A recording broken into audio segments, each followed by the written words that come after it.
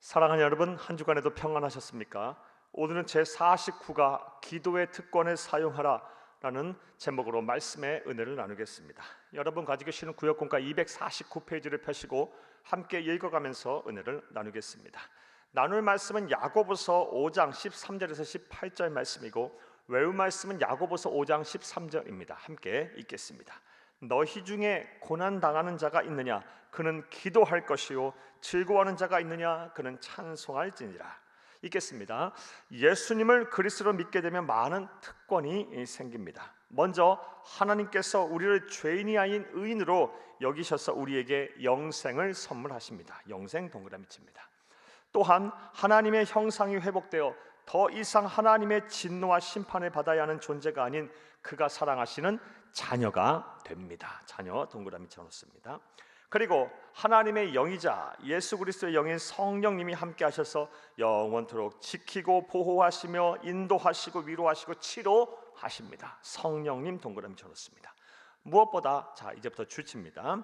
우리의 구세주 되시는 예수님의 이름으로 기도하면 하나님과 언제 어디서나 대화할 수 있고 그가 주시는 복을 받을 수 있는 기도의 특권이 생깁니다. 까지 주셔놓고 기도의 특권 동그라미 쳐놓습니다. 베드로전서 3장 18절 말씀, 이와 관련한 말씀입니다. 그리스도께서도 한 번 죄를 위하여 죽으사 의인으로서 불의한 자를 대신하시니 이는 우리를 하나님 앞으로 인도하려 하심이라. 여기서 말하는 예수님께서 우리를 하나님 앞으로 인도하셨다라는 말씀은 예수님의 대속의 죽음으로 구원을 받은 우리들이 세상을 사는 동안 하나님 앞에 언제든지 나아갈 수 있도록 기도의 특권을 주셨다라는 의미입니다.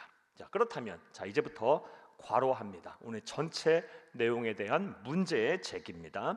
우리가 특별히 어떠한 경우에 예수님을 그리스도 믿는 성도에게만 허락하신 이 기도의 특권을 사용해야 할까요? 본문에서 하나님께서는 우리가 어떠한 상황에서 반드시 기도의 특권을 사용하여 복을 받으라고 말씀하셨을까요? 오늘은 하나님의 자녀에게 주신 기도의 특권, 언제 사용해야 하는지, 언제 반드시 사용해야 하는지를 살펴보겠습니다.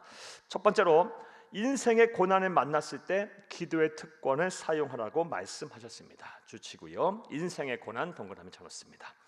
야고보서 5장 13절 말씀입니다. 너희 중에 고난 당하는 자가 있느냐? 그는 기도할 것이요 즐거워하는 자가 있느냐? 그는 찬송할지니라.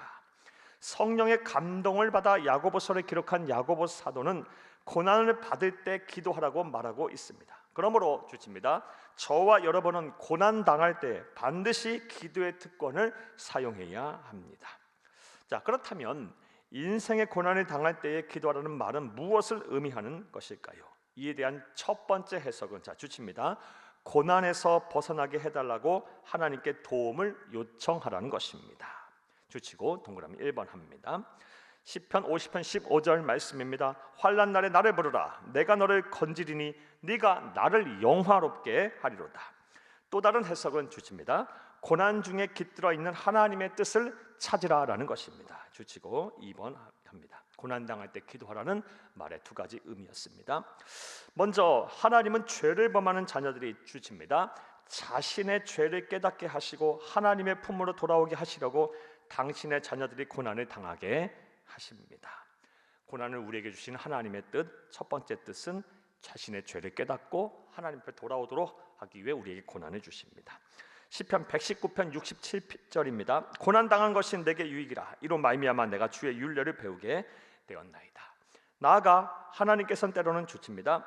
우리의 인격을 아름답게 다듬어 가시기 위해 고난을 사용하십니다. 성도가 당하는 고난의 의미, 하나님께서 우리에게 고난을 주시는 또 다른 의미는 우리의 인격을 아름답게 다듬어 가시려고, 우리의 신앙을 성숙하게 하시려고 고난을 주십니다. 사랑이 부족하였던 자를 예수님처럼 사랑을 베푸는 사람이 되게 하고, 겸손이 부족했던 자를 겸손하게 하며, 다른 사람의 아픔을 외면했던 사람을 변화시켜 위로자, 격려자가 되게 하기 위해 고난을 당하게 하십니다. 그러므로 이제부터 괄호합니다. 첫 번째 대지에 대한 실천사항, 구체적인 실천사항입니다. 우리가 고난을 당할 때에는 절대로 비관적이고 부정적으로만 생각하지 말아야 합니다. 오히려 반드시 기도하면서 나를 향한 하나님의 선한 뜻과 계획을 찾아야 합니다. 그런 후에 나보다 나를 더 사랑하신 우리 주 예수님과 더불어 함께 고난을 이겨야 합니다. 그리하면 고난이 오히려 우리에게 유익이 될 것이며 영광이 될 것입니다.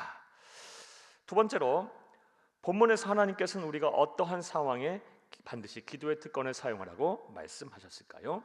둘째로, 조치면서 함께 읽습니다. 병들었을 때 기도의 특권을 사용하라고 말씀하셨습니다. 병들었을 때 동그라미 쳐놓습니다.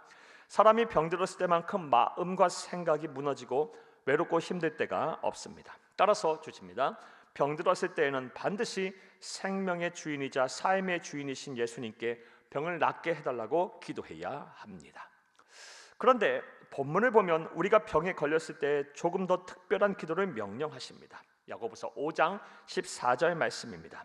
너희 중에 병든 자가 있느냐? 그는 교회의 장로들을 청할 것이요 그들은 주의 이름으로 기름을 바르며 그를 위하여 기도할지니라.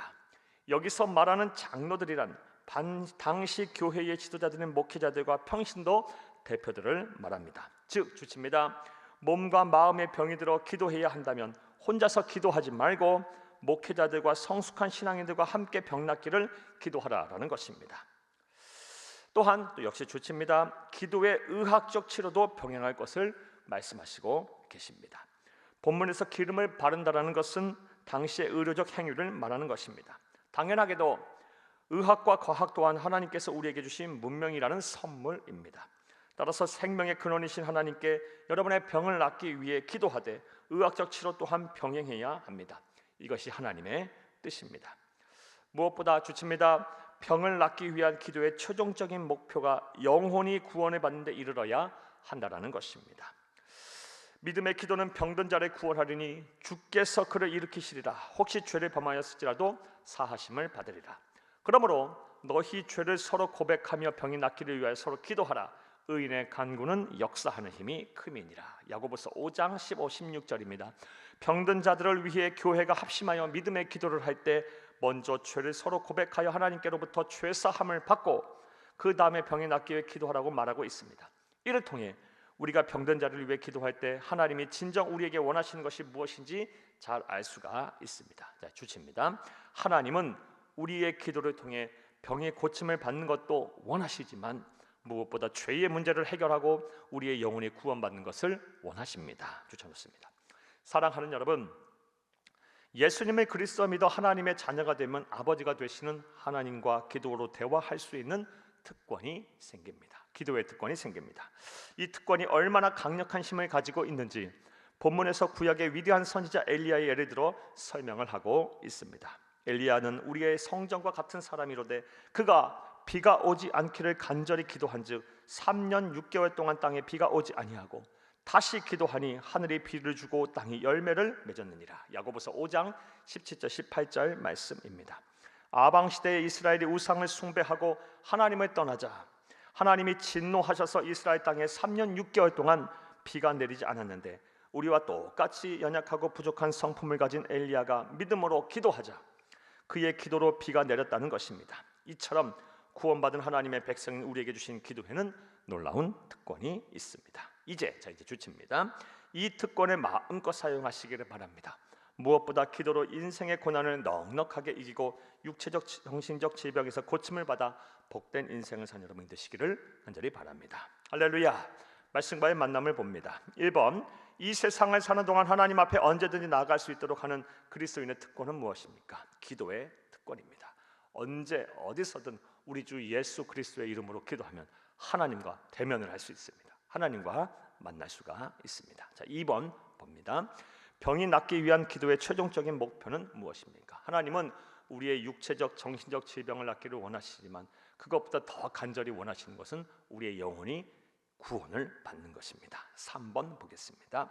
고난이 오히려 우리에게 유익이 되고 영광이 되기 위해서는 어떻게 해야 할지 생각해보고 함께 나누어 봅시다. 먼저 고난 속에서 하나님의 선하신 뜻을 기도하며 찾아야 합니다. 나아가 고난을 통해 우리의 인격이 아름답게 성장하고 또 우리의 신앙이 성숙하도록 기도하며 노력을 해야 합니다. 부디 고난을 통해 여러분의 신앙과 인격이 성장하고 하나님의 뜻과 계획, 섭리를 잘 분별하여 이 세상 사는 동안 고난이 오히려 우리에게 유익이 되고 고난이 오히려 우리에게 하나님 주시는 은혜가 될 수 있기를 간절히 주의 이름으로 축복합니다. 감사합니다.